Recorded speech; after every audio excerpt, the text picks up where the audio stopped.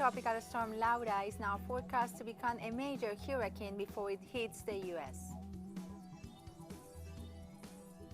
Belarus is said to become the first country in the world to receive the Russian COVID-19 vaccine Sputnik V once available. Israel has been conducting airstrikes against the Gaza Strip for almost 2 weeks now, while also tightening the blockade.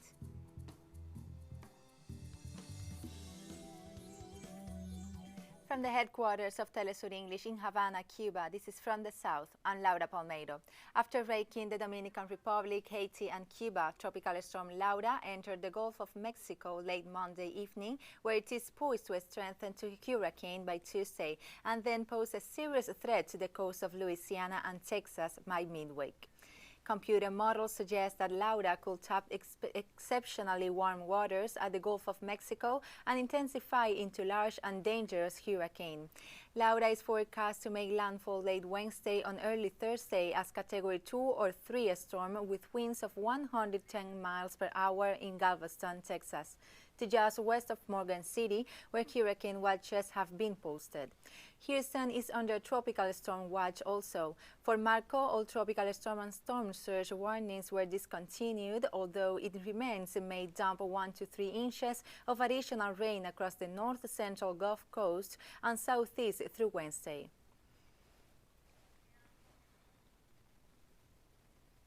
Thousands of nurses protested in Panama's capital to call on the government to pay them back wages and provide medical staff with more personal protective equipment to treat COVID-19 patients as the country eased confinement measures and reopened some businesses. Nurses require quality personal protective equipment and pay back salaries.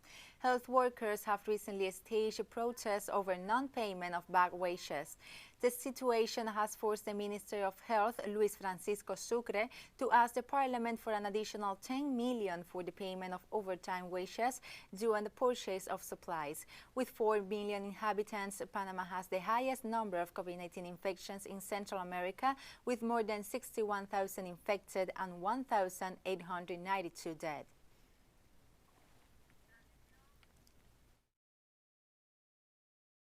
To the college who are on temporary contracts who have been paid, pay them. We need supplies and many other things.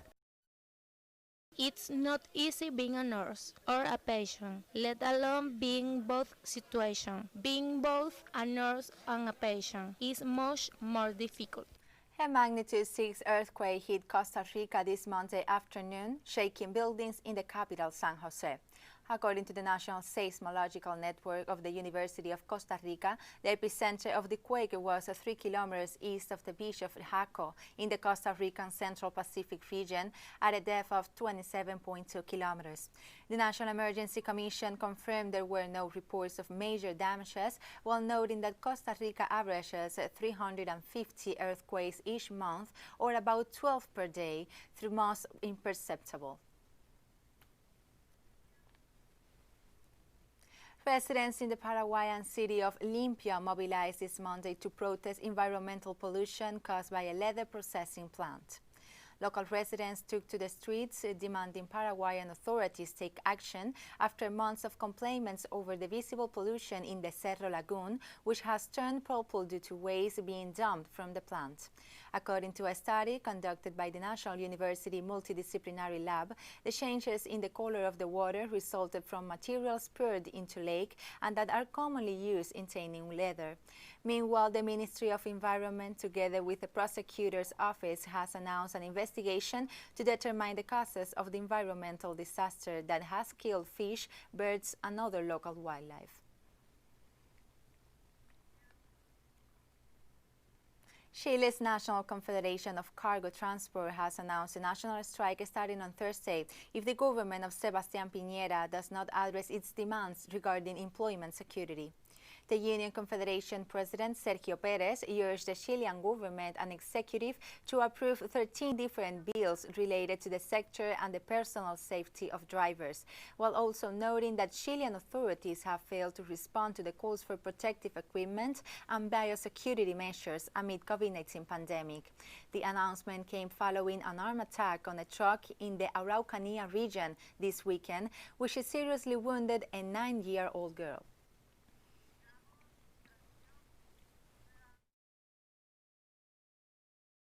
We have always said we were going to demonstrate. Then we said we were going to mobilize. This is a nationwide fallout strike. We won't transport 1 kilogram of sugar or rice. From Thursday, we want to ask forgiveness to the middle class and to all workers who might suffer with this measure. But the problem wasn't created by the truckers. It's being created by this absent government, which does nothing to protect us. Not just the truckers. All Chileans must be protected. What we want is an end to crime and an end to terrorism in southern Chile. We have told the President of the Republic today he can do it. The Constitution allows him. He signed and said he was going to enforce the Constitution when the President Band was set up. The Constitution allows him to decree a state of siege when crime and terrorism are unsustainable, and has not done so. We call once and for all on the President to tie his pants tightly and apply the laws in force. Colombian authorities announced the resumption of a spraying campaign they claim is targeted at destroying illegal drug crops this Monday, despite growing criticism voiced by rural workers and international organizations that have warned of the toxic effects of another crops and water supplies. The planes are ready, the pilots are ready, everything is ready. The glyphosate acquisition program is ready. That is, we are operationally ready. What does everything depend on now? That we finish quickly with the fulfillment of the requirements defined by the Constitutional Court. Today the country rejects what is happening, and the government painfully rejects it. We must look at the spraying of the glyphosate due to the circumstances that I mentioned as a matter of national security. This increase in coca comes from the growth of hectares of illicit crops that began to grow because of measures were dismantled during the government of Juan Manuel Santos, which were successful measures. And we'll be right back after this short break, so don't go away. Welcome back to From the South. Belarusian authorities announced Monday that the country will be the first in the world to receive the Russian COVID-19 vaccine, Sputnik V, once available. The press office of Belarusian President Alexander Lukashenko also announced that Belarusian citizens will voluntarily take part in phase 3 of clinical trials of the Russian vaccine candidate. The agreement was reached following a phone call between President Lukashenko and his Russian counterpart Vladimir Putin, who also addressed the internal situation in Belarus. Meanwhile, Russian officials have confirmed that mass vaccination could begin as early as October. And the Russian Direct Investment Fund announced that phase 3 of the Sputnik V clinical trials will start this week with the participation of over 40,000 people.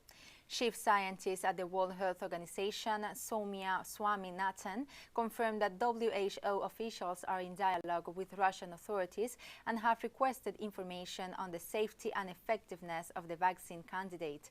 Likewise, the official pointed that the WHO welcomed the international initiative to develop a COVID-19 vaccine known as a Solidarity Trial, while also noting the collaboration of Russian volunteers during phase 3 of clinical trials, in which citizens of other countries are also participating. The Ministry of Defense of Belarus denounced an attempted violation of its airspace from neighboring Lithuania on Sunday. The ministry noted that Mi-24 helicopters intercepted a probe of 8 balloons with anti-state symbols launched from the border region. The balloons pointed with a white and red flag associated with the Belarusian extreme opposition were taken down without the use of weapons. The Belarusian Minister of Foreign Affairs is due to deliver a diplomatic note to Lithuania in protest over the incident. And Belarusian President Alexander Lukashenko ordered the military to conduct strict control and supervision of military activities conducted by NATO troops in neighboring countries. President Lukashenko also called for reinforcement of border defense in order to protect the country from external threats. A series of military drills have been conducted on the western border, and the Belarusian armed forces have announced a new set of mass maneuvers to run through the end of the month. Meanwhile, following military assessments, President Lukashenko has ordered to simplify the organization of border crossings to control any attempts at provocation or destabilization.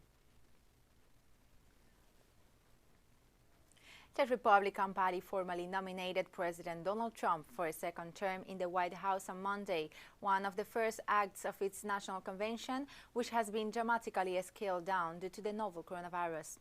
Trump has sought to minimize the toll of the pandemic, but its impact was evident as the event began in Charlotte.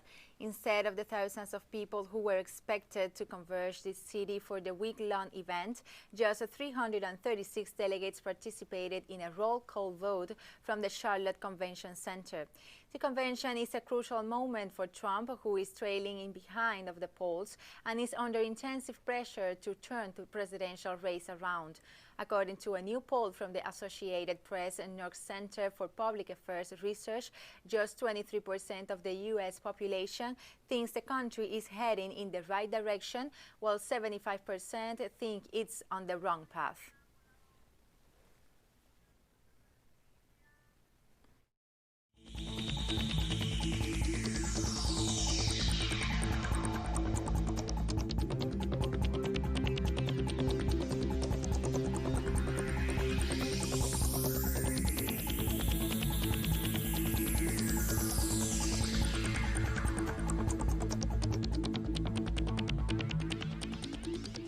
Authorities in the United States have failed to control the spread of COVID-19, which continues to impact the racial and ethnic minorities the most. The slow moves to implement measures, as well as their early lifting in the priority of protecting the economy over people's lives, has seen the U.S. report the worst figures in the world. According to the latest update issued by Johns Hopkins University, the U.S. has now confirmed almost 5.9 million cases and over 180,000 COVID-19 deaths. As many as 215,000 more people than usual died in the U.S. during the first 7 months of 2020, suggesting that the number of lives lost to the coronavirus is significantly higher than the official toll. Based on tallies reported by the U.S. Centers for Disease Control and Prevention, although the African-American, Hispanic, Asian, and American Indian population make up just under 40% of the total U.S. population, they accounted for approximately 52% of all excess deaths above normal through July. Chinese authorities reported 16 new imported cases of COVID-19 in mainland China this Monday, bringing the total number of imported cases to over 2,000. The National Health Commission noted that 11 of the new cases were recorded in the provinces of Fujian, Sichuan, Yunnan, Shanxi, and Shandong, while the other 5 cases were reported in Shanghai.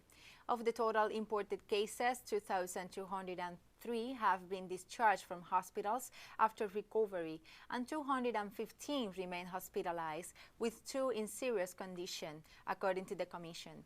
Since the beginning of the pandemic, China has reported a total of almost 85,000 coronavirus cases, while the COVID-19 death toll stands at over 4,600.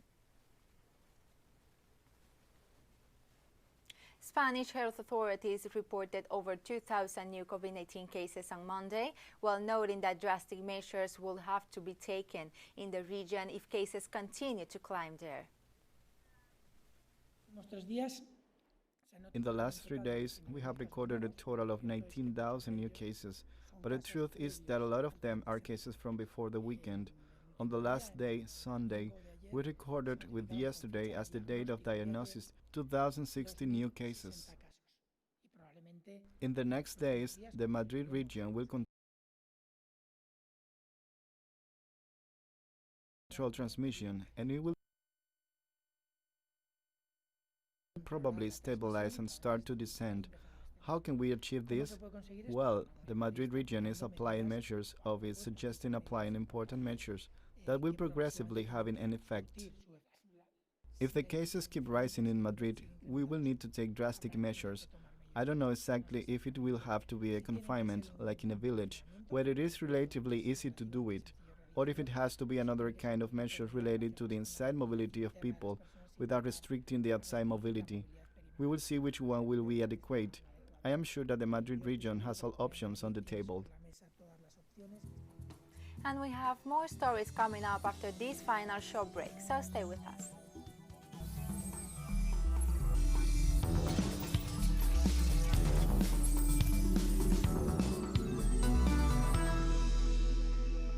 Welcome back to From the South. Israeli military forces have been conducting airstrikes against the Gaza Strip for almost 2 weeks now, while also tightening the blockade. Israeli authorities have banned Gaza's fishermen from going to the sea and have closed goods crossing points, as well as cutting off fuel supplies, thus further worsening conditions for the population of 2 million in the occupied Palestinian territory. Meanwhile, U.S. Secretary of State Mike Pompeo began an official visit to the occupied Palestinian city of Jerusalem this Monday, where he urged more Arab nations to restore relations with Israel, after the United Arab Emirates signed a deal to restore diplomatic ties.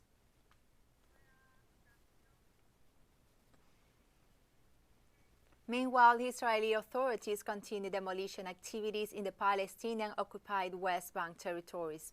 The Palestinian Authority's Deputy Governor of Jerusalem, Abdullah Siam, noted that at least 18,000 Palestinian-owned houses in the occupied city are under threat of demolition by the Israeli regime, while stressing that the demolitions are another example of Israeli collective punishment and ethnic cleansing policy against the Palestinians in the city. Palestinian authorities have announced a 48-hour curfew in the Gaza Strip after 4 COVID-19 cases were confirmed in a refugee camp, representing the first cases outside the quarantine facilities and sparking fears of community spread of the virus. We announced that we recorded the first cases of new COVID-19 infection inside the Gaza Strip.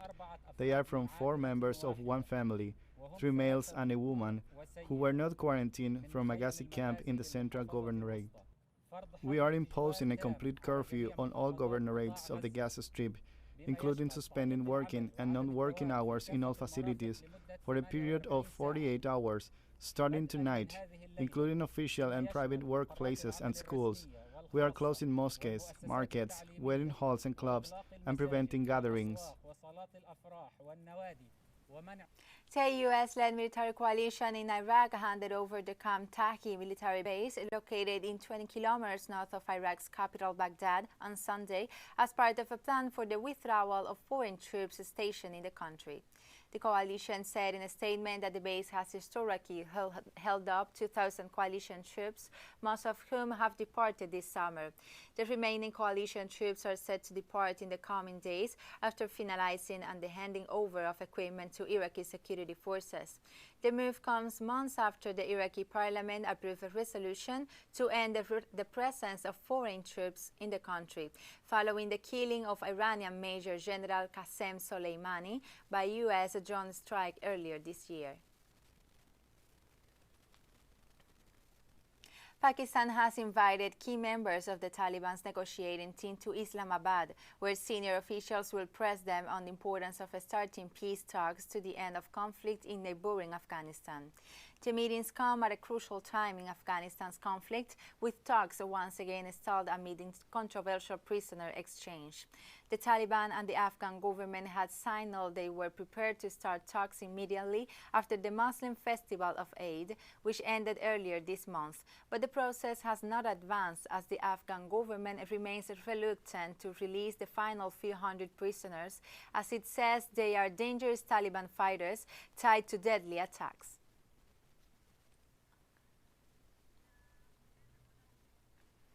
Nigerian health authorities confirmed 321 new COVID-19 cases on Monday, bringing the total number to over 52,500. The city of Lagos with 98 of the new cases, the Federal Capital Territory with 34 new cases, and Kaduna with 30 cases are the most affected areas in the country. The total number of recoveries stands at more than 39,000, while the death toll is just over 1,000.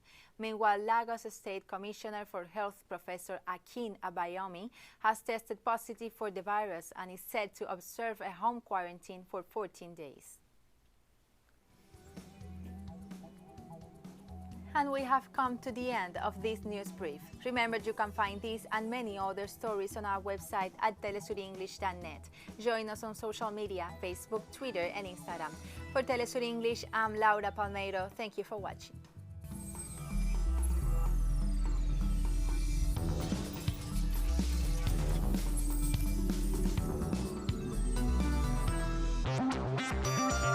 Aquí estoy